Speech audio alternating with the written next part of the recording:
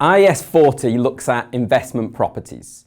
Now, investment properties are properties that are held to earn rentals or for capital appreciation or both. So properties that you own, but you're not really using in your business.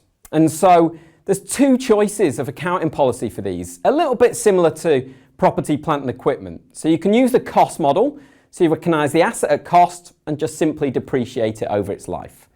Or you can use a fair value model, which is actually different from the revaluation model in PPE. And so with the fair value model, you actually charge no depreciation, you revalue the property every year, and the gain or loss goes to the P&L. Now that model is probably more used if you're a property management company because your business is property. You might have office space that you rent out or hotels or retail space.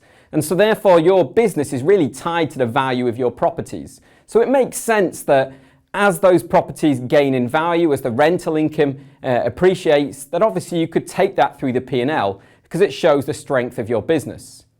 The downside of that comes when property prices fall, when rentals are low, and when people don't want properties. And that's maybe a situation that is arising at the moment. Now, what you can't do is just change your accounting policy to say, I don't really want those losses hitting my P&L. So can we go back to the cost model? Well, that's where we have to apply actually IAS 8, which deals with changes in accounting policies. It's my least favourite accounting standard. It's the dullest one of them all. But that means you can't change your policy unless it results in more relevant and reliable information. And if you're a property management company and all of the competitors use the fair value model, you'll have a hard time justifying why it makes more sense to now use the cost model. Because really, trying to avoid losses in the P&L is not a good enough reason. Another thing you could do, I suppose, is you could move into the property and occupy it yourself to put those losses off the P&L there.